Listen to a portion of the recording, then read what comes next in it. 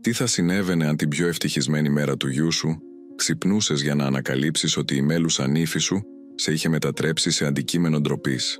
Για την ελευθερία, μια τυφλή χήρα που μεγάλωσε μόνη της το γιο της, αυτός ο εφιάλτης έγινε πραγματικότητα όταν ξύπνησε την ημέρα του γάμου του γιού της με το κεφάλι της κουρεμένο. Μια πράξη σκληρότητας από τη γυναίκα που υποτίθεται ότι θα γινόταν μέλος της οικογένειάς της. Πίσω από τα κλειστά μάτια της ελευθερίας κρύβεται μια αλήθεια που κανείς δεν μπορεί να δει. Μια κληρονομιά που θα μπορούσε να αλλάξει τα πάντα, αλλά καθώς ταπεινώνεται δημόσια, εξορίζεται στο πίσω μέρος της εκκλησίας και αναγκάζεται να φορέσει κουρέλια. Μόνο ένα παιδί με ειδικές ανάγκες βλέπει την αληθινή της λάμψη. Μπορεί μια παιδική ζωγραφιά να αποκαλύψει την αλήθεια που οι ενήλικες αρνούνται να δουν. Μια ιστορία που θα σας κάνει να αναρωτηθείτε ποιος είναι πραγματικά τυφλός σε αυτόν τον κόσμο, εκείνοι που δεν μπορούν να δουν με τα μάτια τους ή εκείνοι που δεν μπορούν να δουν με την καρδιά τους. Μια ιστορία για την αξιοπρέπεια, την εκδίκηση και την αληθινή ομορφιά που λάμπει ακόμα και στο σκοτάδι.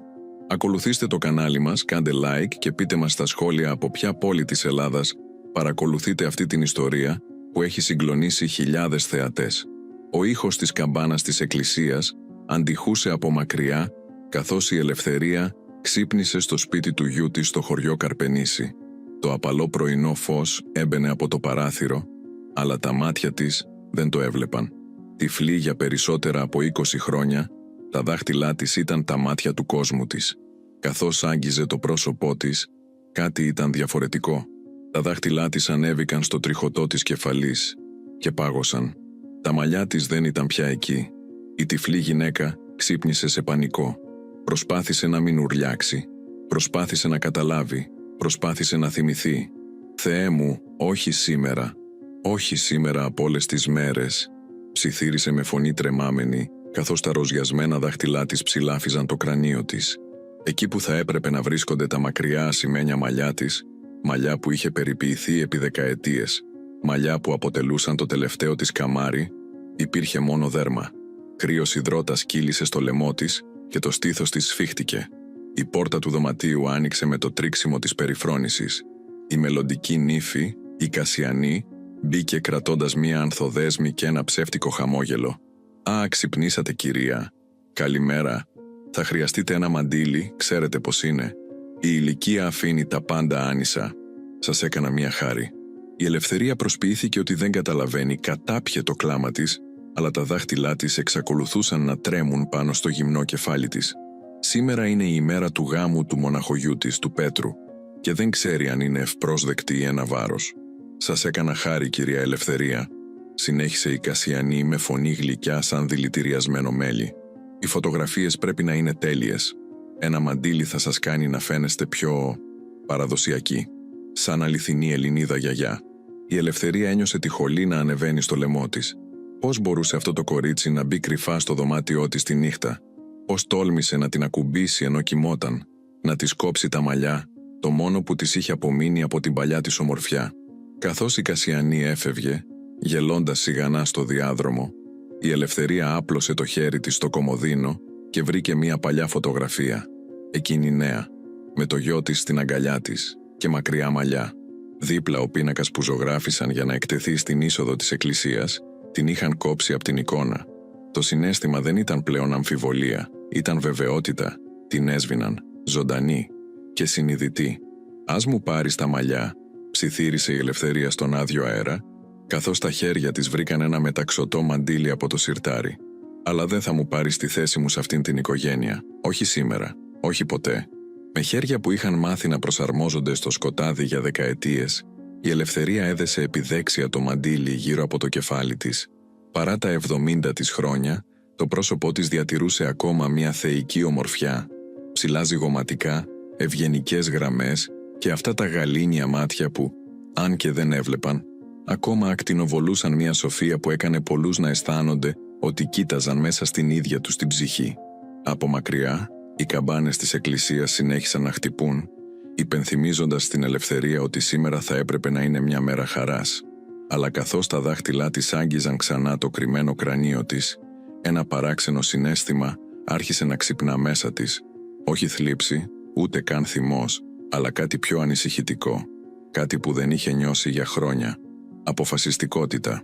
«Ο Θεός βλέπει τα πάντα, Κασιανή», ψιθύρισε καθώς σηκώθηκε από το κρεβάτι. «Και τώρα, αγαπητή μου, έχω κι εγώ τα μάτια μου παντού».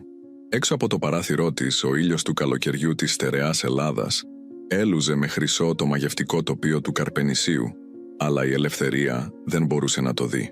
Παρόλα αυτά, για πρώτη φορά, μετά από χρόνια, ένιωθε ότι έβλεπε τα πάντα καθαρά.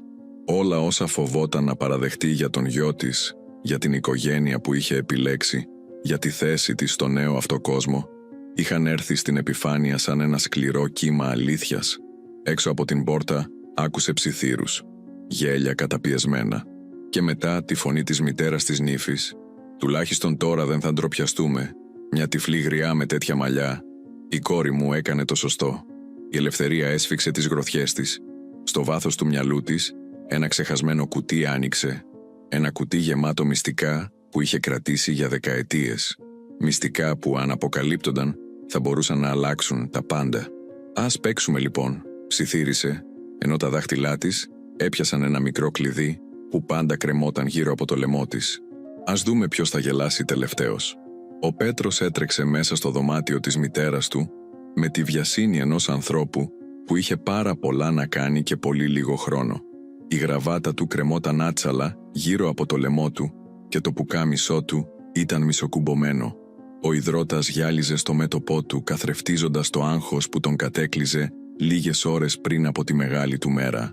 «Μητέρα, είσαι έτοιμη, έχουμε τόσα πολλά να κάνουμε ακόμα», είπε, σκύβοντας για να φιλήσει τη μητέρα του στο μέτωπο. Τα χείλη του άγγιξαν το μεταξωτό μαντίλι που η Ελευθερία είχε δέσει προσεκτικά για να καλύψει το κουρεμένο κεφάλι της. Εκείνος δεν πρόσεξε τίποτα διαφορετικό. Τα μάτια του ήταν καρφωμένα στο ρολόι του. Η Ελευθερία προσπάθησε να χαμογελάσει, αλλά το χαμόγελό της δεν έφτασε στα μάτια της. «Καλημέρα, αγόρι μου. Ναι, είμαι σχεδόν έτοιμη». Τα δάχτυλά της ακόμα έτρεμαν καθώς έσφιγγε την άκρη του μαντιλιού, νιώθοντας την απουσία των μακριών μαλλιών της σαν φάντασμα πόνο, όπως όταν κάποιος χάνει ένα άκρο αλλά ακόμα το αισθάνεται. «Μητέρα», είπε ο Πέτρος, καθώς έφτιαχνε τη γραβάτα του μπροστά στον καθρέφτη, «θα ήθελα να σου ζητήσω μια χάρη». Έκανε μια παύση προσπαθώντας να βρει τις σωστές λέξεις. «Η οικογένεια της Κασιανής είναι, ξέρεις, είναι σημαντικοί άνθρωποι στο Καρπενήσι. Ο πατέρας της είναι στο Δημοτικό Συμβούλιο και λοιπόν...» Η Ελευθερία ένιωσε την καρδιά της να βουλιάζει. «Τι είναι, Πέτρο?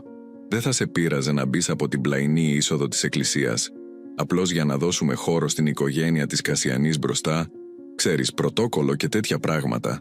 Κάθε λέξη τρύπησε την καρδιά της σαν καρφίτσα. Οι λέξεις του Πέτρου δεν ήταν δικές του. Μπορούσε να ακούσει τη φωνή της Κασιανής μέσα τους, καθοδηγώντας τον σαν μαριονέτα. «Φυσικά, αγόρι μου», είπε ήρεμα, καθώς μια βαθιά πληγή άνοιγε μέσα της. «Καταλαβαίνω». Ο Πέτρος φάνηκε ανακουφισμένος, χωρίς να αντιλαμβάνεται τον πόνο που είχαν προκαλέσει τα λόγια του. «Ευχαριστώ. Και μητέρα, σου έχω αφήσει ένα φόρεμα πάνω στο κρεβάτι. Η Κασιανή το επέλεξε ειδικά για σένα».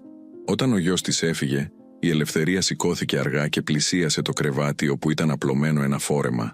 Τα δάχτυλά της κινήθηκαν πάνω στο ύφασμα, παλιό, τραχή, με μια περίεργη μυρωδιά ναφθαλίνης. Αναγνώρισε το υλικό αμέσως. Ήταν ένα παλιό φόρεμα από τη δεκαετία του 80, μάλλον από κάποιο παζάρι μεταχειρισμένων ρούχων. Το είδος του ρούχου που θα φορούσε κάποιος για να καθαρίσει το σπίτι, όχι για να παρευρεθεί στο γάμο του γιού του. Από την κουζίνα άκουσε ψιθύρους. Ένας από αυτούς ανήκε στη μητέρα της Κασιανής. «Θεέ μου, ευτυχώς που δεν θα βγει στις φωτογραφίες». Ποια φωτογραφία θέλει μια τυφλή γριά στην πρώτη σειρά? Ήδη άλλαξα τα προσκλητήρια χωρίς να το μάθει ο Πέτρος. Καλύτερα να μην υπάρχει καμία αναφορά στην οικογένειά του, για να είμαστε ειλικρινείς. Η Ελευθερία ένιωσε μια σουβλιά πόνου, τόσο έντονη, που χρειάστηκε να στηριχτεί στο κρεβάτι. Τα προσκλητήρια. Ο Πέτρος της είχε πει πόσο περήφανος ήταν που θα συμπεριλάμβανε μια αφιέρωση στη μητέρα του, που τον μεγάλωσε μόνη της μετά το θάνατο του πατέρα του. Τώρα, ακόμα και αυτή η μικρή αναγνώριση είχε σβηστεί. Ξαφνικά ένιωσε μικρά χέρια να αγγίζουν τα δικά της. Τρομαγμένη, γύρισε προς την πηγή της επαφής. «Γεια σας», είπε μια παιδική φωνή. «Είμαι η Σοφία». Η Ελευθερία γονάτισε στο ύψος του παιδιού ακολουθώντας τη φωνή. «Γεια σου, Σοφία». «Ποια είσαι εσύ?» «Είμαι η ανιψιά της θείας Κασιανής», είπε το κορίτσι. Η φωνή της ήταν διαφορετική, γλυκιά, αλλά με ένα ιδιαίτερο τόνο που η Ελευθερία αναγνώρισε αμέσως. Το παιδί είχε σύνδρομο Down. «Εσείς είστε όμορφοι», είπε η Σοφία αγγίζοντας απαλά το μαντίλι της Ελευθερίας. «Σας ζωγράφισα με ήλιο στο κεφάλι». Η Ελευθερία ένιωσε τα μάτια της να γεμίζουνε δάκρυα. «Με ζωγράφισες, με ήλιο?» «Ναι, γιατί λάμπετε. Οι άλλοι δεν το βλέπουν, αλλά εγώ το βλέπω». Η Σοφία έβαλε κάτι στο χέρι της Ελευθερίας, ένα κομμάτι χαρτί. «Είναι δικό σας. Μην το δείξετε όμως στη θεία Κασιανή. Δεν της αρέσουν οι ζωγραφιές μου». Προτού η Ελευθερία μπορέσει να απαντήσει, άκουσε βήματα να πλησιάζουν και η Σοφία απομακρύνθηκε γρήγορα, αφήνοντάς την να κρατά το χαρτί. Τα δάχτυλά της πέρασαν πάνω από την επιφάνεια, νιώθοντας τις παχές τρώσεις μπογιάς που είχε χρησιμοποιήσει το παιδί. «Τι κάνεις ακόμα εδώ?» Η φωνή της Κασιανής ήταν κοφτή, προφανώς απευθυνόμενη στη Σοφία. «Σου είπα να μείνεις μακριά από το δωμάτιο της κυρίας Ελευθερίας». «Συγγνώμη, θεία», ψιθύρισε η Σοφία. «Πήγαινε να βρεις τη μαμά σου», διέταξε η Κασιανή. Μετά, με μια φωνή ψεύτικα γλυκιά, στράφηκε στην Ελευθερία. «Συγγνώμη για την ενόχληση, κυρία Ελευθερία». Η Σοφία μερικές φορές δεν καταλαβαίνει τα όρια. «Δεν με ενόχλησε καθόλου», είπε η Ελευθερία, σφίγγοντας το σχέδιο στο χέρι της. «Είναι ένα γλυκό παιδί». Η Κασιανή γέλασε σιγανά. «Ναι, είναι ιδιαίτερη. Τέλος πάντων, ήρθα να δω αν σας αρέσει το φόρεμα που επέλεξα. Ταιριάζει τόσο καλά με την ηλικία σας». Η Ελευθερία ένιωσε το αίμα της να βράζει, αλλά κράτησε τη φωνή της σταθερή. «Είναι πολύ ενδιαφέρον, αλλά νομίζω ότι θα φορέσω αυτό που είχα ήδη επιλέξει». Αλλά αυτό το μπλε φόρεμα που αναφέρατε είναι τόσο έντονο. Θα τραβήξει την προσοχή από την ύφη». Η Κασιανή έκανε μια παύση. «Και δεν θα θέλαμε αυτό, έτσι δεν είναι?» Η Ελευθερία χαμογέλασε γαλήνια. «Ο Θεός βλέπει τα πάντα, Κασιανή». Για μια στιγμή, ησυχία απλώθηκε στο δωμάτιο. Η Κασιανή τελικά γέλασε νευρικά. «Τι εννοείται με αυτό?» «Απλώς μια παλιά παροιμία», είπε η Ελευθερία γυρνώντας την πλάτη της για να δείξει ότι η συζήτηση είχε τελειώσει. Όταν έμεινε μόνη, η Ελευθερία έπιασε το κλειδί που κρεμόταν στο λαιμό της. Το κλειδί για το σεντούκι που είχε φέρει μαζί της. Το σεντούκι που περιείχε τα έγγραφα που θα άλλαζαν τα πάντα. Αλλά όχι ακόμα. Όχι ακόμα. Στον τοίχο, ένα παιδικό σχέδιο κρεμόταν χαλαρά, αποκαλύπτοντας μέρος ενός προσώπου με έναν χρυσό κύκλο πάνω από το κεφάλι. Ένα μυστήριο άρχιζε. Το παιδί έβλεπε περισσότερα από όσα οι ενήλικες ήθελαν να κρύψουν. Το μεσημεριανό φως έπεφτε λοξά στο παλιό πάτωμα του σπιτιού, καθώς η Ελευθερία στεκόταν μπροστά στο μικρό της μπαούλο. Τα χέρια της ακολούθησαν τη διαδρομή που είχαν μάθει τόσα χρόνια, από την άκρη του κρεβατιού, 3 βήματα αριστερά, κάτω στο γόνατο, 2 σπιθαμές από τον τοίχο. Το κλειδί στο λαιμό της έμοιαζε να καίει το δέρμα της καθώς το έβγαζε και το έστριβε στην παλιά κλειδαριά. Με προσεκτικές κινήσεις έβγαλε το γαλάζιο μεταξωτό φόρεμα που είχε ράψει ειδικά για την ημέρα του γάμου του γιού της. Το είχε παραγγείλει από την κυρία Δήμητρα, την καλύτερη μοδίστρα του Καρπενησίου, πριν από 6 μήνες. Είχε επιλέξει το ύφασμα με τα δάχτυλά της.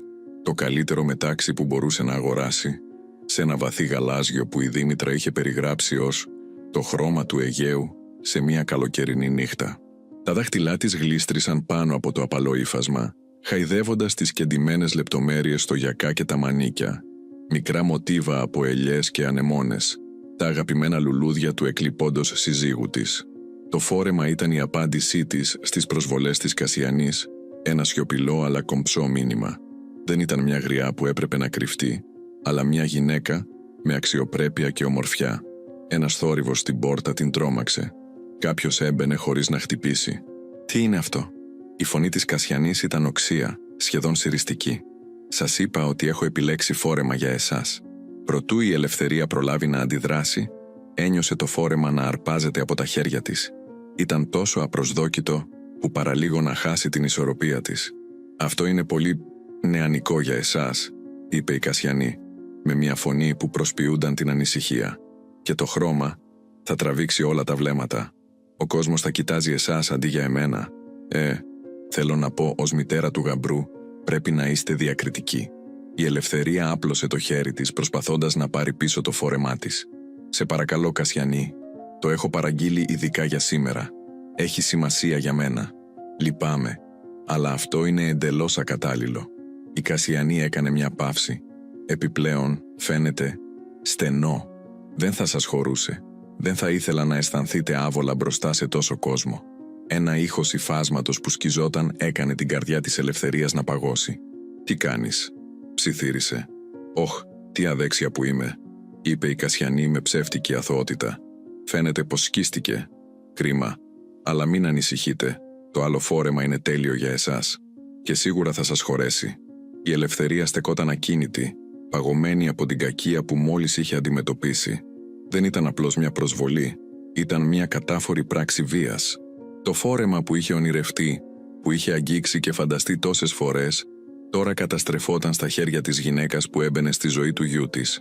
«Ο Θεός βλέπει, Κασιανή», είπε ξανά η Ελευθερία, με φωνή ήρεμη αλλά βαριά από συγκρατημένη οργή.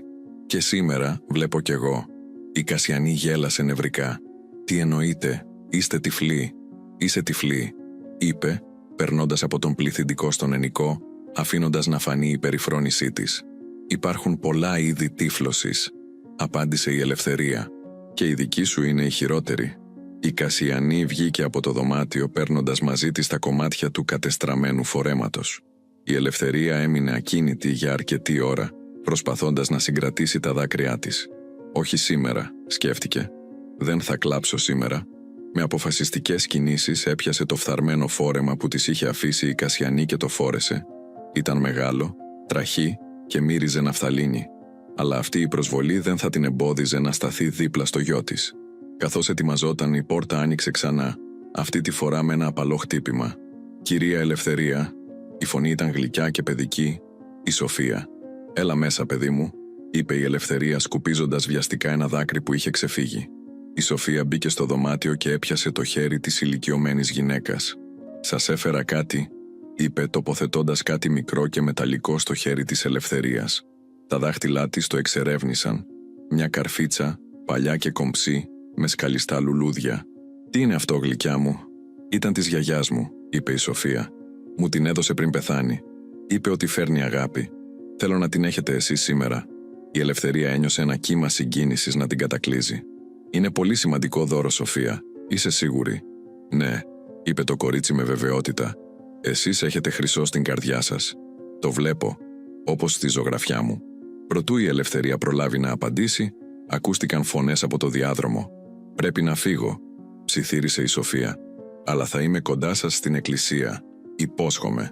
Καθώς το κορίτσι έφευγε, η Ελευθερία καρφίτσωσε προσεκτικά το κόσμημα στο φθαρμένο φόρεμα.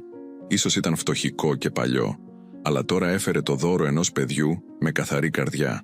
Στο δρόμο προς την εκκλησία, η Ελευθερία συνάντησε δύο από τις γειτόνισσές της, την κυρία Αναστασία και την κυρία Φωτεινή, που περίμεναν το ίδιο ταξί.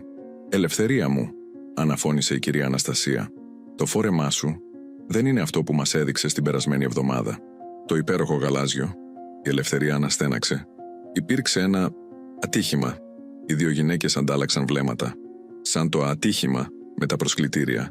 ρώτησε σιγανά η κυρία Φωτεινή. Η Ελευθερία σήκωσε το κεφάλι. «Τι εννοείς?» «Δεν ξέρεις». Η κυρία Φωτεινή χαμήλωσε τη φωνή της. «Η Κασιανή άλλαξε τα προσκλητήρια την τελευταία στιγμή. Τα αρχικά είχαν μια όμορφη αφιέρωση στη μητέρα του γαμπρού, εσένα, αλλά τα καινούρια δεν αναφέρουν καν το όνομά σου». Η Ελευθερία ένιωσε την καρδιά της να σφίγγεται. Ο Πέτρος της είχε μιλήσει με τόση περηφάνεια για την αφιέρωση, ένα μικρό κείμενο που είχε γράψει ο ίδιος, ευχαριστώντας τη μητέρα του που τον μεγάλωσε μόνη της μετά το θάνατο του πατέρα του. «Είναι αλήθεια», συνέχισε η κυρία Αναστασία. «Η κόρη μου εργάζεται στο τυπογραφείο. Η Κασιανή πήγε και απέτησε να αλλάξουν τα προσκλητήρια 2 μέρες πριν τη διανομή τους. Είπε ότι ήταν, πώς το είπε, περιττό να αναφέρουμε ανθρώπους που κανείς δεν ξέρει». Η Ελευθερία έσφιξε τα χείλη της. Κάθε νέα αποκάλυψη ήταν σαν μαχαιριά, αλλά δεν θα έδειχνε την πληγή της, όχι σήμερα. «Ο κόσμος βλέπει», είπε ήρεμα, «και ο Θεός δεν ξεχνά». Καθώς το ταξί τους πλησίαζε την εκκλησία, η Ελευθερία άγγιξε το κλειδί στο λαιμό της. Κάτω από τον πόνο και την προσβολή, ένα άλλο συναίσθημα άρχισε να αναδύεται. Αποφασιστικότητα. Ίσως η Κασιανή νόμιζε ότι μπορούσε να την σβήσει, να την κρύψει, να την ταπεινώσει. Αλλά η Ελευθερία Κωνσταντινίδου δεν θα έφευγε σιωπηλά. Στο μεταξύ, στο πίσω μέρος της εκκλησίας, η Σοφία περίμενε υπομονετικά, κρατώντας ένα πινέλο κρυμμένο και έναν πίνακα σε μικρογραφία. Συνέχιζε να ζωγραφίζει κρυφά και ψιθύρισε στον πίνακα.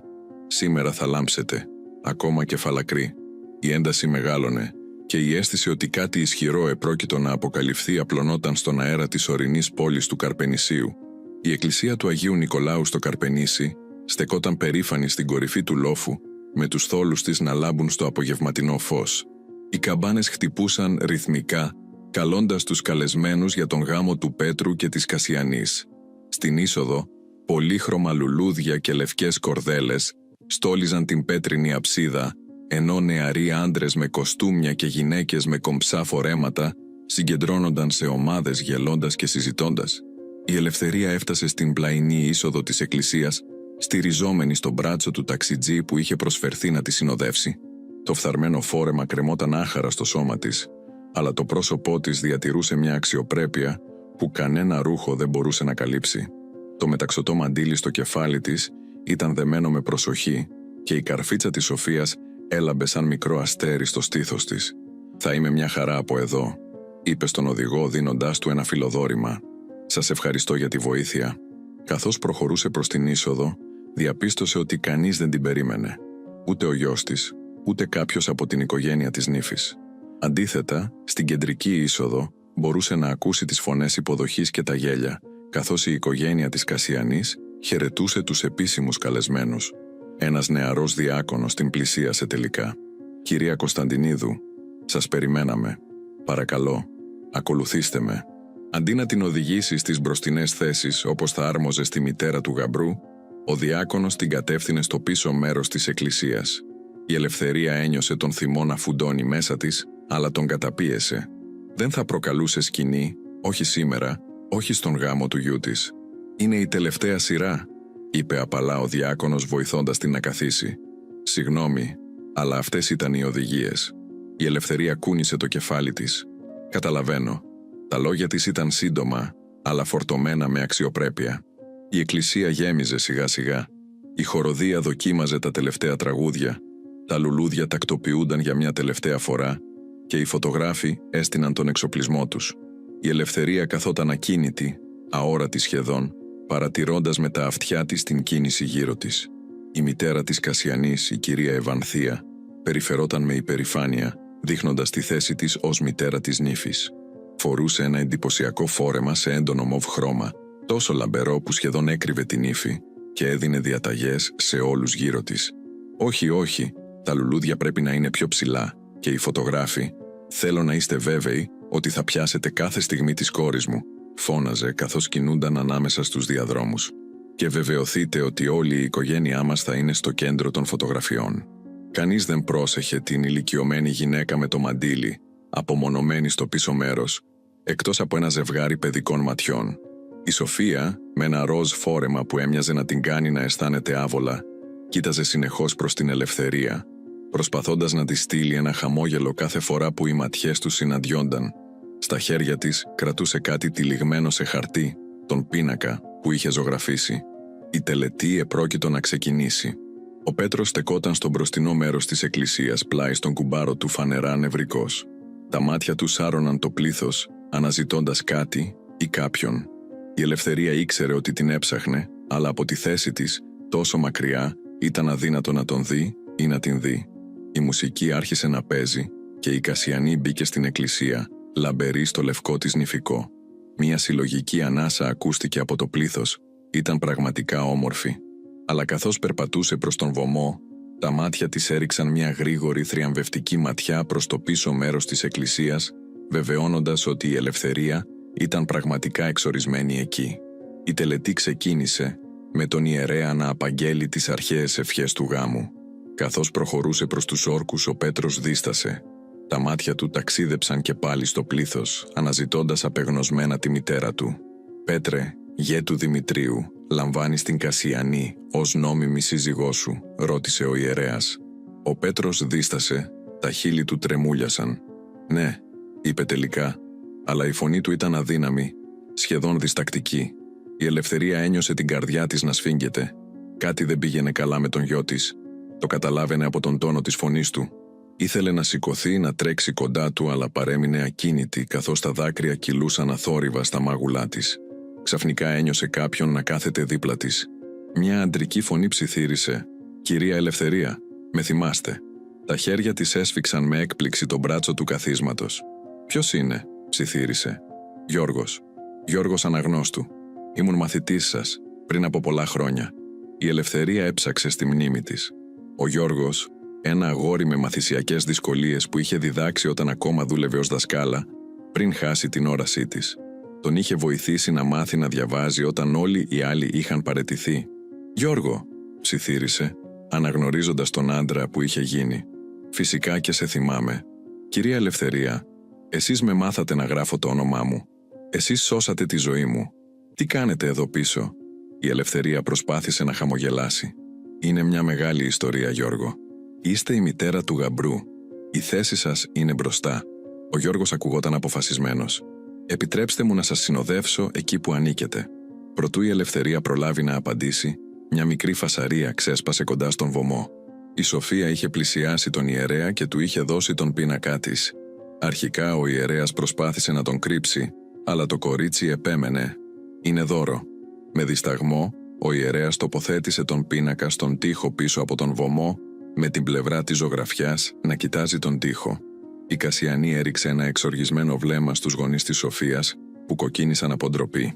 Το μυστήριο εντάθηκε. Κάτι έτοιμο να εκραγεί είχε τοποθετηθεί στο κέντρο, αλλά ακόμα αόρατο. Το κοινό το ένιωθε. Ο χρόνος μετρούσε αντίστροφα.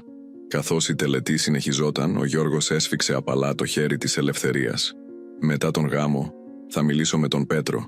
Πρέπει να μάθει πώς σας φέρθηκαν». Η Ελευθερία κούνησε αρνητικά το κεφάλι. «Όχι σήμερα, Γιώργο. Είναι η μέρα του». Αλλά καθώς παρακολουθούσε τη συνέχεια της τελετής, ένιωθε ότι κάτι είχε ήδη αλλάξει.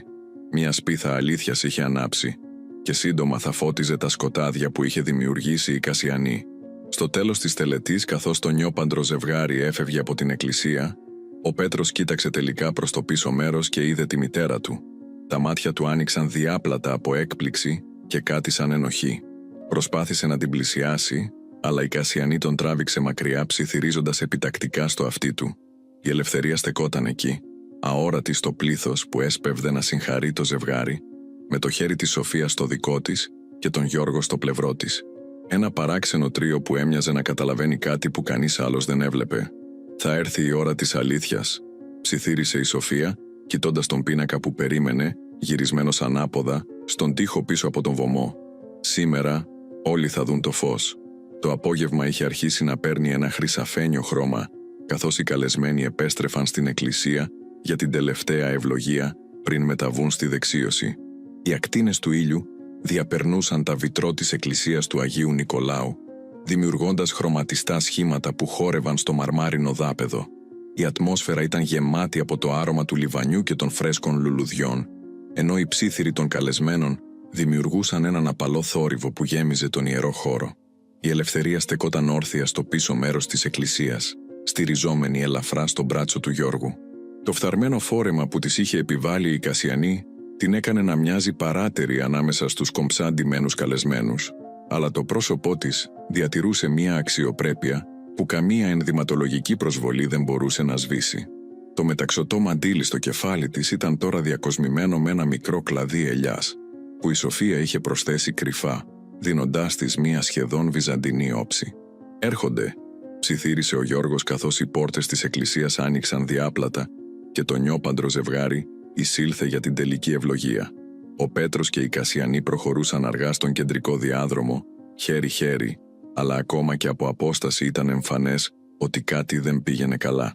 Τα μάτια του Πέτρου συνέχιζαν να ψάχνουν το πλήθος, και όταν επιτέλους εντόπισε τη μητέρα του στο πίσω μέρος της εκκλησίας, τα χαρακτηριστικά του σκλήριναν σε μια έκφραση απορίας και ανησυχίας. «Πήγαινε», ψιθύρισε η Ελευθερία στον Γιώργο. «Θέλω να μείνω λίγο μόνη μου». Με διστακτικά βήματα ο Γιώργος την άφησε για να πάρει θέση πιο κοντά στο νιόπαντρο ζευγάρι. Η Ελευθερία στεκόταν τώρα μόνη, αόρατη σχεδόν, στο περιθώριο της τελετής, που έπρεπε να είναι η πιο ευτυχισμένη στιγμή του γιού της. Καθώς το ζευγάρι έφτασε μπροστά στον βωμό για την τελική ευλογία, ένας ξαφνικός θόρυβος διέκοψε την τελετή. Ο πίνακας της Σοφίας, που είχε τοποθετηθεί πρόχειρα στον τοίχο πίσω από τον βωμό, έπεσε με ένα δυνατό γδούπο στο πάτωμα, γυρνώντας από την ανάποδη και αποκαλύπτοντας την εικόνα που έκρυβε. Όλα τα κεφάλια γύρισαν προς τον ήχο. Ένα συλλογικό επιφώνημα έκπληξης απλώθηκε στην εκκλησία, καθώς οι καλεσμένοι αντίκριζαν τη ζωγραφιά. Ο πίνακας, φτιαγμένος με παχιά παιδικά χρώματα, αποκάλυπτε μια συμβολική εικόνα, τη φιγούρα της ελευθερίας, με χρυσά μαλλιά, σε σχήμα φωτοστέφανου, σαν Αγία. Δίπλα της, μια κοκκινομάλα γυναίκα, η Κασιανή, ζωγραφισμένη σε ασπρόμαυρο με τις λέξεις «κακιά», γραμμένες με παιδικό γραφικό χαρακτήρα.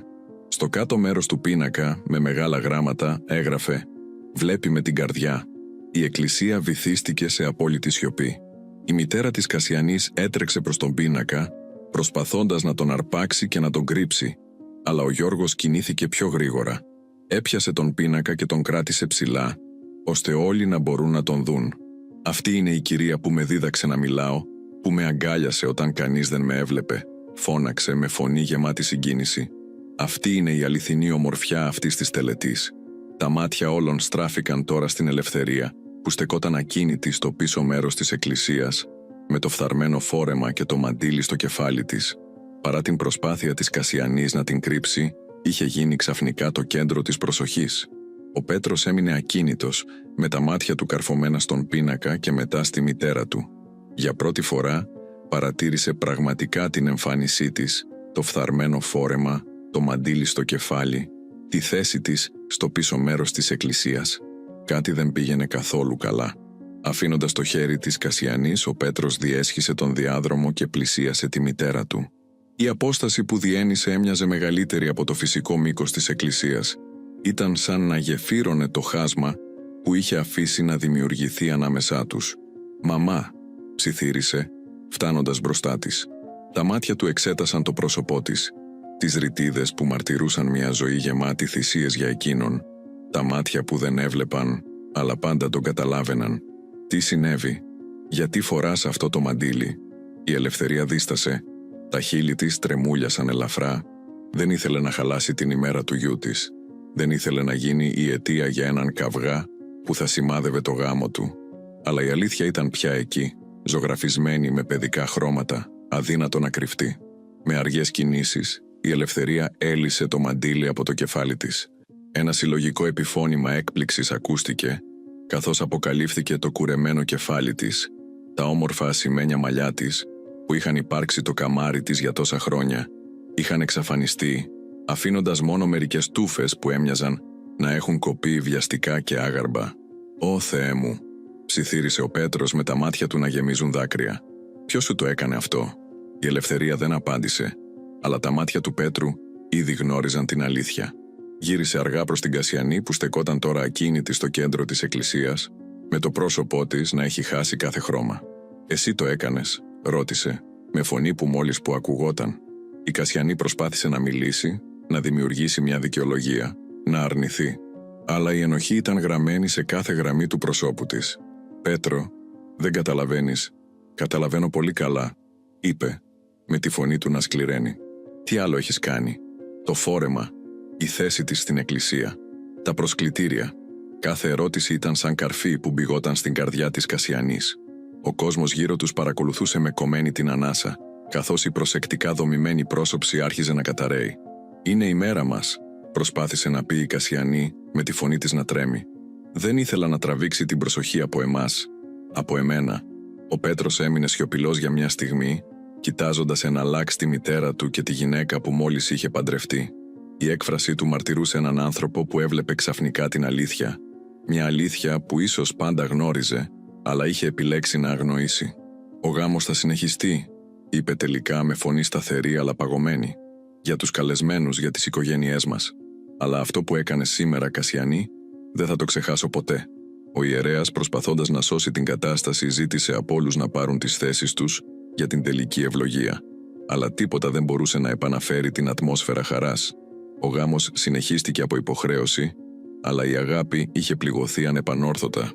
Η ελευθερία, με το κεφάλι της τώρα ακάλυπτο, στεκόταν περήφανη δίπλα στον γιο της, στην πρώτη σειρά όπου πάντα έπρεπε να βρίσκεται.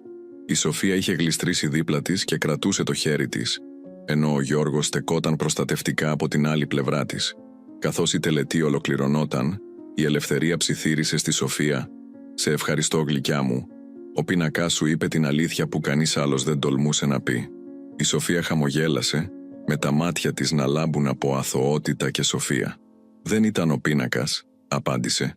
«Ήταν η καρδιά σας που μίλησε. Εγώ απλώς την έκανα ορατή». Έξω από την εκκλησία ο ήλιος άρχιζε να δύει, ρίχνοντας μια χρυσαφένια λάμψη στα πάντα. Και για μια στιγμή, καθώς το φως έπεφτε πάνω στο γυμνό κεφάλι της Ελευθερίας, φάνηκε σαν να φορούσε πραγματικά ένα φωτοστέφανο, ακριβώς όπως τον πίνακα της Σοφίας. Η δεξίωση στην κεντρική πλατεία του Καρπενησίου ήταν στολισμένη με εκατοντάδες μικρά φωτάκια που αναβόσβηναν σαν πυγολαμπίδες στο σούρουπο. Μεγάλα τραπέζια είχαν στηθεί σε σχήμα πι, καλυμμένα με λευκά τραπεζομάντιλα και στολισμένα με λουλούδια εποχής, λευκά τριαντάφυλλα, λεβάντα και κλαδιά ελιάς. Μια τυπική επιλογή για τους καλοκαιρινούς γάμους στην ορεινή Ελλάδα. Στο κέντρο, μια μεγάλη πίστα περίμενε τους χορευτές, ενώ μια παραδοσιακή ορχήστρα έπαιζε απαλά τραγούδια της Ρούμελης. Η ατμόσφαιρα, ωστόσο, ήταν πιο πυκνή από το γαμήλιο τούρτα που στεκόταν περιμένοντας στο κέντρο του κυρίου τραπεζιού. Οι καλεσμένοι ψιθύριζαν μεταξύ τους, με τα μάτια τους να γλιστρούν συνεχώς προς την Ελευθερία, που καθόταν σε μια γωνιά, με το κεφάλι της τώρα περήφανα ακάλυπτο. Ο Γιώργος καθόταν στα δεξιά της και η Σοφία στα αριστερά της, σαν φύλακες άγγελοι, προστατεύοντας τη γυναίκα που είχε γίνει ξαφνικά το επίκεντρο κάθε συζήτησης. Ο Πέτρος στεκόταν στην άλλη άκρη της πλατείας, σιωπηλός και απόμακρος. Παρόλο που ήταν περιτριγυρισμένος από συγγενείς και φίλους που του έδιναν συγχαρητήρια, τα μάτια του παρέμεναν καρφωμένα στο κενό, σαν να έβλεπε μια σκηνή που κανείς άλλος δεν μπορούσε να δει. Η Κασιανή, μεθυσμένη από μια νίκη που πλέον έμοιαζε πύριος, προσπαθούσε να διατηρήσει τα προσχήματα γελώντας δυνατά και προσπαθώντας να τραβήξει τον άντρα της στην πίστα για να χορέψουν. Αλλά εκείνος ήταν απόν, σωματικά παρόν, αλλά ψυχικά αλλού. «Πέτρο, αγάπη μου, ας χορέψουμε», επέμενε η Κασιανή τραβώντας το χέρι του. «Όλοι μας περιμένουν». Ο Πέτρος την κοίταξε σαν να την έβλεπε για πρώτη φορά, μια ξένη σε λευκό νηφικό. «Δεν αισθάνομαι για χορό, Κασιανή», είπε με φωνή παγωμένη. Η ορχήστρα ξεκίνησε έναν παραδοσιακό συρτό και οι καλεσμένοι άρχισαν να συγκεντρώνονται γύρω από την πίστα, περιμένοντας το πρώτο ζευγάρι να ανοίξει το χορό. Στην ελληνική παράδοση η νύφη έπρεπε να χορέψει με τον πεθερό της, έναν άνδρα που θα ήταν τώρα σαν δεύτερος πατέρας. Αλλά ο πατέρας του Πέτρου είχε πεθάνει πριν από χρόνια, αφήνοντας την Ελευθερία να μεγαλώσει μόνη της τον γιο τους. Σε τέτοιες περιπτώσεις, η παράδοση όριζε ότι η νύφη θα έπρεπε να χορέψει με την πεθερά της, ένα σύμβολο αποδοχής στη νέα οικογένεια. Αλλά η Κασιανή είχε ήδη φροντίσει να διαγράψει αυτή την πιθανότητα. «Κυρίες και κύριοι», ανακοίνωσε ο οργανωτής της δεξίωσης στο μικρόφωνο, «είναι ώρα για τον πρώτο χορό του ζευγαριού». Ένα αμήχανο μουρμουριτό απλώθηκε στο πλήθος. Όλοι γνώριζαν τώρα τι είχε συμβεί στην εκκλησία και κανείς δεν ήξερε πώς θα εξελισσόταν η κατάσταση. Η Κασιανή, αποφασισμένη να σώσει τις εντυπώσεις, τράβηξε τον Πέτρο στην πίστα. «Χαμογέλα», του ψιθύρισε μέσα από σφιγμένα δόντια.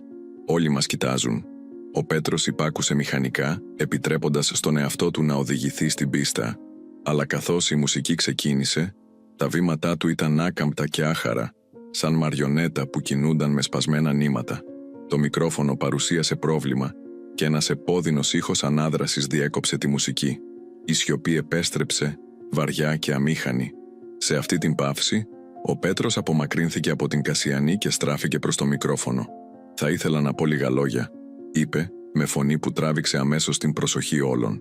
Η Ελευθερία αισθάνθηκε την καρδιά της να σφίγγεται. «Όχι, όχι τώρα», ψιθύρισε προσπαθώντας να σηκωθεί για να εμποδίσει τον γιο της. Αλλά ο Πέτρος ήταν ήδη μπροστά στο μικρόφωνο, με τα μάτια του να αναζητούν τη μητέρα του στο πλήθος. Όταν την εντόπισε, της έστειλε ένα βλέμμα που έλεγε περισσότερα από 1000 λέξεις. «Αγαπητοί φίλοι και συγγενείς», ξεκίνησε, «σας ευχαριστώ που είστε εδώ σήμερα για να γιορτάσετε μαζί μας. Αλλά πριν συνεχίσουμε, υπάρχει κάτι που πρέπει να πω».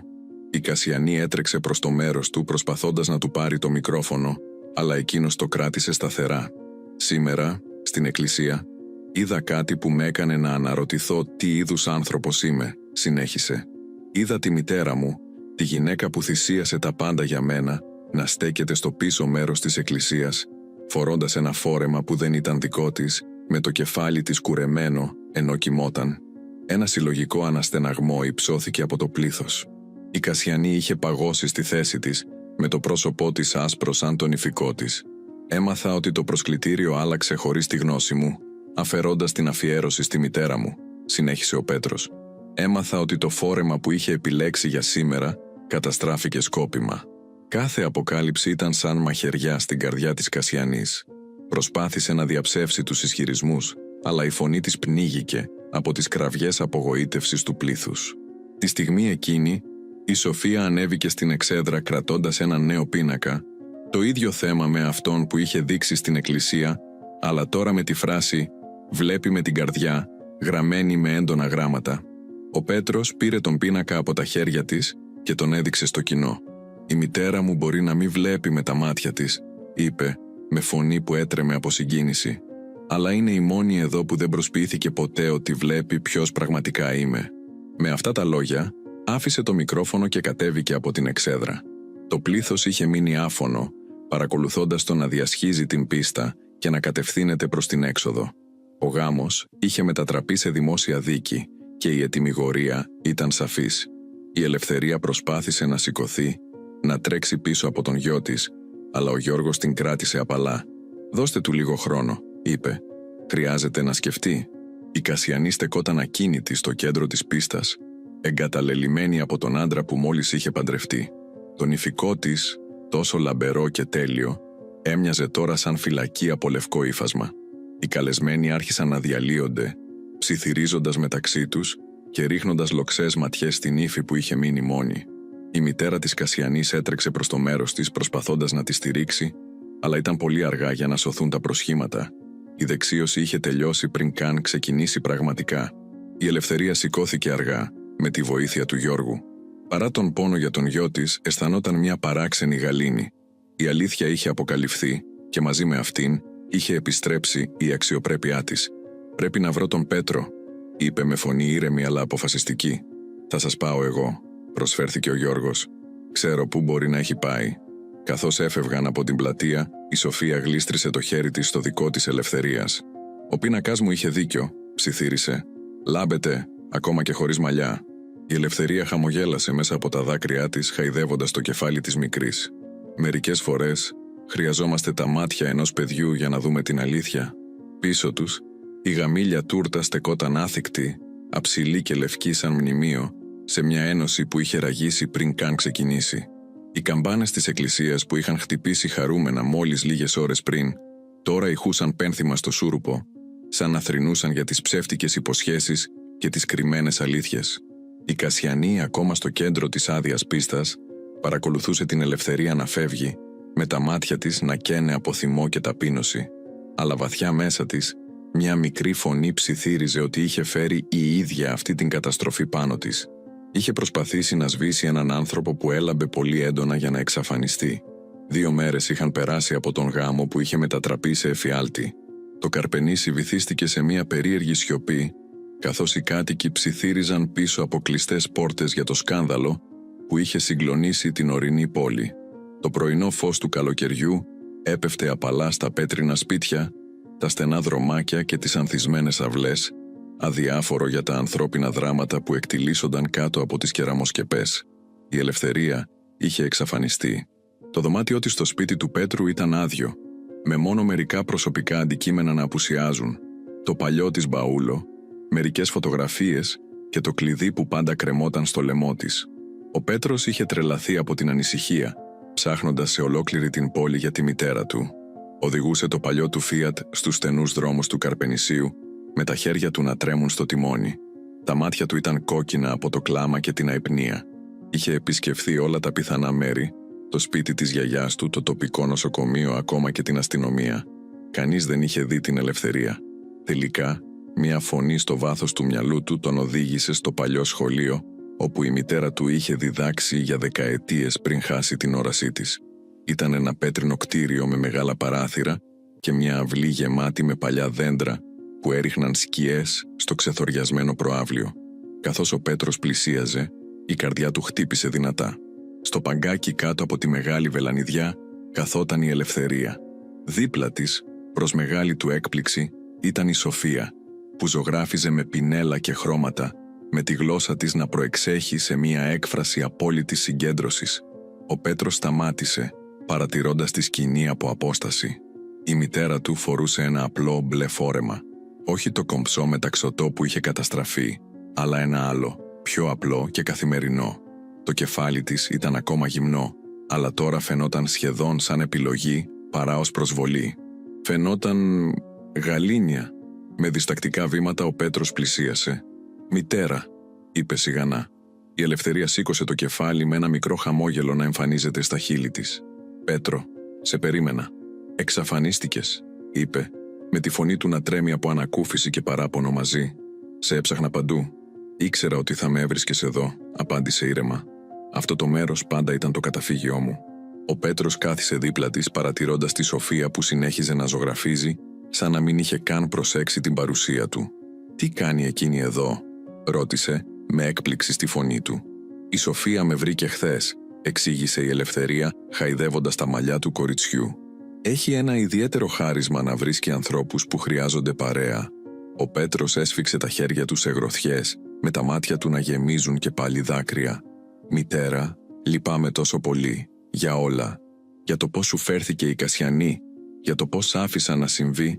Η Ελευθερία άπλωσε το χέρι της, βρίσκοντας το πρόσωπο του γιού της με μια κίνηση που είχε τελειοποιήσει μέσα στα χρόνια της τύφλωσής της. «Δεν ήξερες, Πέτρο?» «Θα έπρεπε να είχα δει τα σημάδια», επέμεινε εκείνος. «Ήταν όλα εκεί, μπροστά στα μάτια μου. Αλλά ήμουν τυφλός. Εγώ, όχι εσύ». Η Ελευθερία χαμογέλασε με κατανόηση. «Όταν αγαπάμε, μερικές φορές βλέπουμε αυτό που θέλουμε να δούμε». Για λίγη ώρα έμειναν σιωπηλοί, ακούγοντας τον ήχο του πινέλου της Σοφίας πάνω στο χαρτί και το τραγούδι των πουλιών στα δέντρα. «Τι θα κάνεις τώρα?» ρώτησε τελικά ο Πέτρος. «Με την Κασιανή εννοώ». Η Ελευθερία αναστέναξε. «Αυτό είναι δικό σου θέμα, γέ μου. Δεν μπορώ να σου πω τι να κάνεις. Δεν μπορώ να μείνω μαζί της», είπε ο Πέτρος, με φωνή που μαρτυρούσε ότι η απόφαση είχε ήδη ληφθεί. «Όχι μετά από αυτό». Η Ελευθερία έγνεψε καταφατικά, σαν να είχε προβλέψει αυτή την απάντηση. Έσκυψε και άνοιξε μια τσάντα που βρισκόταν στα πόδια της. Από μέσα έβγαλε έναν φάκελο με έγγραφα και τον έδωσε στον γιο της. «Τι είναι αυτά?» ρώτησε εκείνος παίρνοντας το φάκελο. «Άνοιξέ τον», είπε απλά η Ελευθερία. Με προσοχή, ο Πέτρος άνοιξε το φάκελο και άρχισε να διαβάζει τα έγγραφα. Τα μάτια του διαστάλθηκαν καθώς συνειδητοποιούσε τι κρατούσε στα χέρια του. Συμβόλαια, τίτλοι ιδιοκτησίας, τραπεζικά έγγραφα. Όλα για ένα σπίτι στην Αθήνα, στην καρδιά της πλάκας, αξίας πάνω από 2 εκατομμύρια ευρώ. Τι είναι αυτό?» ψέλισε, με το στόμα του να έχει στεγνώσει από την έκπληξη. «Η κληρονομιά του πατέρα σου», απάντησε η Ελευθερία. «Το σπίτι που άφησε ο παππούς σου όταν πέθανε λίγο πριν χάσω την όρασή μου». Ο Πέτρος κοίταζε τα έγγραφα με δυσπιστία. «Αλλά πώς? Γιατί δεν το ήξερα ποτέ αυτό?» Η Ελευθερία πήρε μια βαθιά ανάσα, σαν να ετοιμαζόταν να αποκαλύψει ένα μυστικό που είχε κρατήσει για πολύ καιρό. «Γιατί προτιμούσαν να με αγαπούν χωρίς να ξέρουν. Και τώρα που ξέρω ποιος αγαπά αληθινά, μπορώ να φύγω με ηρεμία». Ο Πέτρος την κοίταξε με σύγχυση. «Τι εννοείς να φύγεις?» Με αργές κινήσεις, η Ελευθερία έβγαλε από την τσάντα της ένα άλλο έγγραφο, μια ιατρική διάγνωση. «Είμαι άρρωστη, Πέτρο. Δεν θα ζήσω για πολύ ακόμα». Ο κόσμος σταμάτησε να γυρίζει για τον Πέτρο. Τα λόγια της μητέρας του χτύπησαν σαν σφυριά, διαλύοντας κάθε άλλη σκέψη. «Όχι», ψιθύρισε. «Όχι, δεν μπορεί. Καρκίνος του εγκεφάλου», είπε ήρεμα η Ελευθερία. «Διαγνώστηκε πριν από 6 μήνες. Οι γιατροί λένε ότι έχω άλλους 3, ίσως 4 μήνες». Ο Πέτρος έπεσε στα γόνατα μπροστά της, βάζοντας το κεφάλι του στην αγκαλιά της, όπως έκανε όταν ήταν παιδί. Τα δάκρυα έτρεχαν ανεξέλεγκτα στα μάγουλά του. «Γιατί δεν μου το είπες?» ρώτησε με φωνή πνιγμένη από λυγμούς. «Δεν ήθελα να χαλάσω το γάμο σου», απάντησε απλά. «Ήθελα να σε δω ευτυχισμένο προτού φύγω». Ο Πέτρος σήκωσε το κεφάλι, με τα μάτια του να καίνε από την αδικία. «Αλλά δεν ήμουν ευτυχισμένος. Ήμουν ζωντανός νεκρός δίπλα σε μια γυναίκα που δεν αγαπούσε κανέναν εκτός από τον εαυτό της». Η Ελευθερία χάιδεψε τα μαλλιά του, με μια τρυφερότητα που μόνο μια μητέρα μπορεί να δείξει. «Τώρα ξέρεις. Και τώρα μπορείς να κάνεις μια νέα αρχή». Δίπλα τους η Σοφία συνέχιζε να ζωγραφίζει, αμέριμνη για τη συναισθηματική καταιγίδα που ξεσπούσε. Στο χαρτί της, ένας ήλιος έλαμπε πάνω από τα κεφάλια της Ελευθερίας και του Πέτρου, που στέκονταν μαζί. Ο χρόνος έμοιαζε να έχει σταματήσει. «Τι θα κάνουμε τώρα?» ρώτησε ο Πέτρος, νιώθοντας ξαφνικά χαμένος, σαν μικρό παιδί.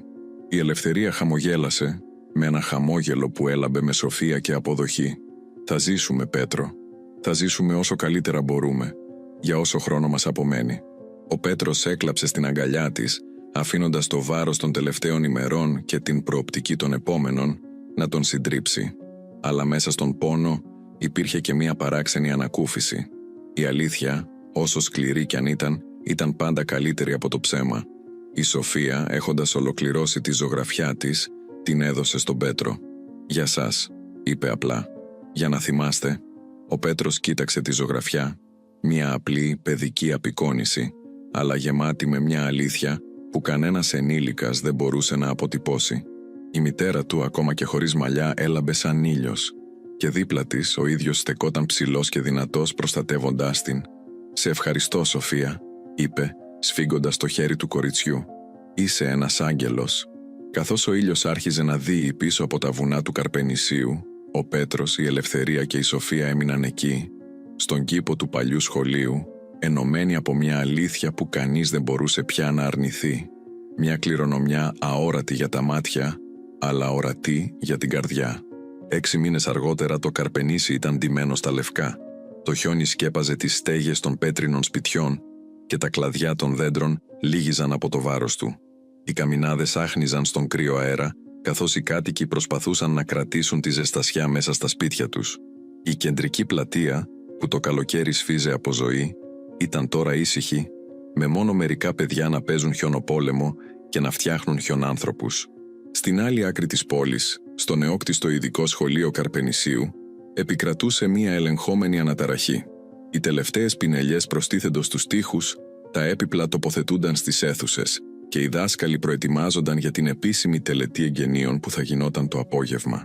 Ο Πέτρος στεκόταν στο κέντρο της κύριας αίθουσας, με τα μάτια του να σαρώνουν το χώρο, ελέγχοντας ότι όλα ήταν τέλεια.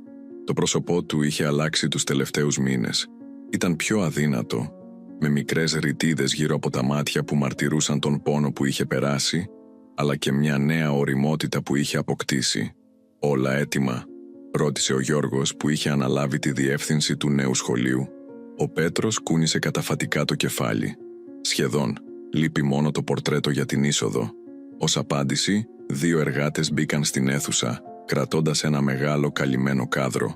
Με προσοχή το τοποθέτησαν στον τοίχο της εισόδου, ακριβώς όπως είχε ζητήσει ο Πέτρος. Όταν αφαίρεσαν το ύφασμα που το κάλυπτε, αποκαλύφθηκε ένα μεγάλο πορτρέτο της Ελευθερίας, βασισμένο στη ζωγραφιά της Σοφίας, αλλά εκτελεσμένο από επαγγελματία καλλιτέχνη. Στο πορτρέτο, η Ελευθερία στεκόταν με το κεφάλι ψηλά, χωρίς μαλλιά, αλλά με ένα φωτοστέφανο φωτός γύρω από το κεφάλι της. Τα μάτια της, αν και τυφλά, φαίνονταν να διαπερνούν τον θεατή, βλέποντας πέρα από την επιφάνεια, στην ψυχή. Κάτω από το πορτρέτο μια επιγραφή στα ελληνικά έγραφε «Να βλέπεις με την καρδιά, Engsergar como corazón». Ο Πέτρος στάθηκε μπροστά στο πορτρέτο, με τα μάτια του να γεμίζουν δάκρυα. Είχαν περάσει 3 μήνες από τότε που η Ελευθερία είχε φύγει από τη ζωή, ήρεμα στον ύπνο της, κρατώντας το χέρι του γιού της και της Σοφίας. Είχε κρατήσει περισσότερο από ό,τι είχαν προβλέψει οι γιατροί. Αρκετά για να δει το όνειρό της να παίρνει σάρκα και οστά. Ένα σχολείο για παιδιά με ειδικές ανάγκες, χρηματοδοτημένο από την πώληση του σπιτιού στην Αθήνα. «Είναι τέλειο», είπε ο Γιώργος, στεκόμενος δίπλα του. «Θα ήταν περήφανη». Ο Πέτρος ένευσε, ανίκανος να μιλήσει από τη συγκίνηση. Οι τελευταίοι μήνες είχαν υπάρξει ένα ταξίδι μεταμόρφωσης για εκείνον. Μετά την αποκάλυψη της αρρώστιας της μητέρας του, είχε αφιερώσει κάθε στιγμή του στο να είναι μαζί της, να μαθαίνει από εκείνη, να ρουφάει τη Σοφία μιας ζωής γεμάτης αγάπη και θυσία. Το διαζύγιό του με την Κασιανή είχε ολοκληρωθεί γρήγορα και αθόρυβα. Εκείνη είχε φύγει από το Καρπενήσι, επιστρέφοντας στην Αθήνα, αφήνοντας πίσω της μόνο αναμνήσεις που σιγά σιγά ξεθόριαζαν. Κάποιοι έλεγαν ότι είχε προσπαθήσει να ξεκινήσει μια νέα ζωή στο εξωτερικό, αλλά κανείς δεν γνώριζε με βεβαιότητα. Η τελετή των εγγενείων ξεκίνησε το απόγευμα, με τους κατοίκους του Καρπενησίου να συγκεντρώνονται στην αυλή του νέου σχολείου. Ήταν μια μικρή, οικία τελετή, ακριβώς όπως θα ήθελε η ελευθερία.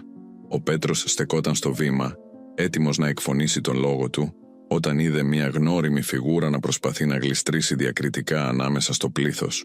Η Κασιανή στεκόταν στο πίσω μέρος, ντυμένη απλά, σχεδόν απαρατήρητη. Τα μάτια της ήταν στραμμένα στο πορτρέτο της ελευθερίας, με μια έκφραση που ο Πέτρος δεν μπορούσε να αποκρυπτογραφήσει. Μετάνοια, ενοχή, θαυμασμός. Ο Πέτρος πήρε μια βαθιά ανάσα και άρχισε τον λόγο του. «Σήμερα εγκαινιάζουμε όχι απλά ένα σχολείο, αλλά ένα όνειρο. Το όνειρο της μητέρας μου, Ελευθερίας Κωνσταντινίδου, που πίστευε ότι κάθε παιδί, ανεξάρτητα από τις ικανότητές του, αξίζει να λάμψει. Που πίστευε ότι η αληθινή όραση δεν έχει να κάνει με τα μάτια, αλλά με την καρδιά».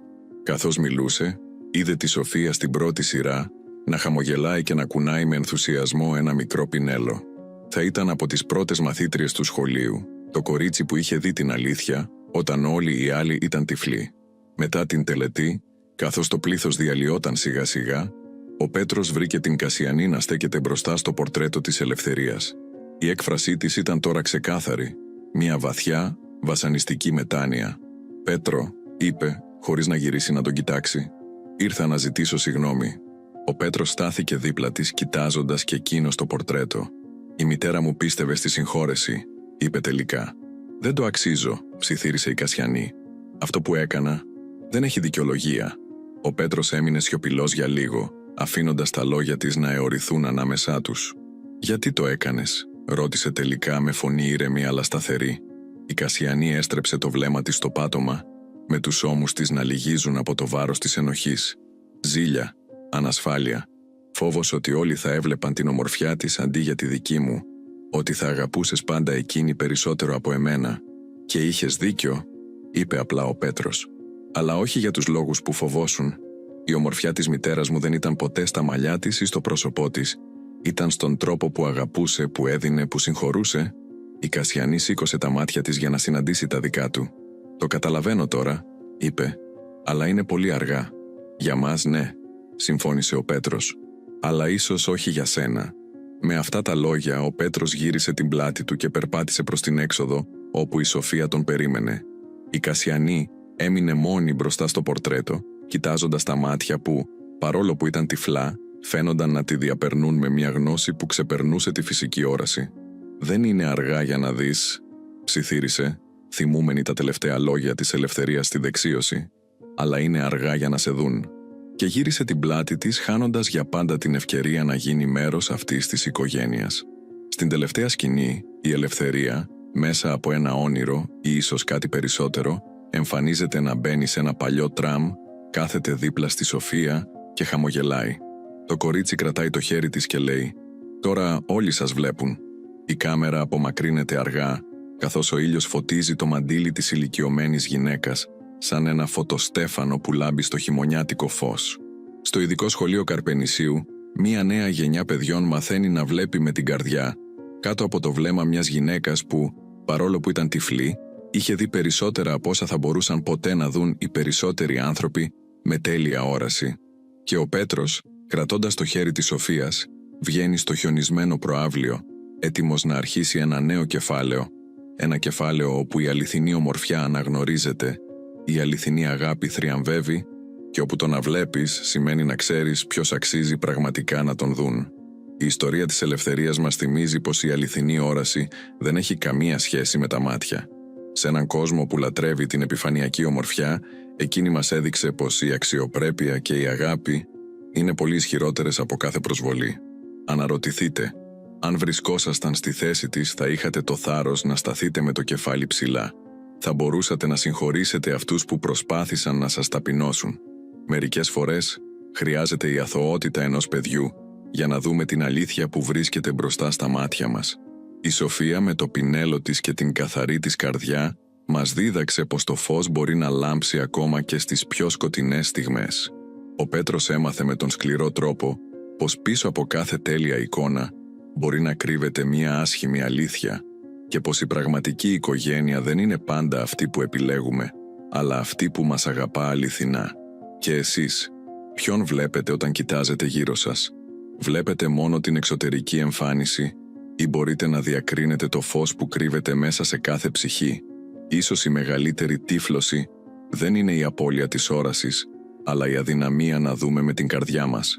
Αν αυτή η ιστορία άγγιξε την καρδιά σας, μην ξεχάσετε να κάνετε like, να εγγραφείτε στο κανάλι μας και να μοιραστείτε αυτό το βίντεο με κάποιον που πιστεύετε ότι χρειάζεται να ακούσει αυτό το μήνυμα. Πείτε μας στα σχόλια ποιος ήταν ο αγαπημένος σας χαρακτήρας και τι θα κάνατε στη θέση της ελευθερίας.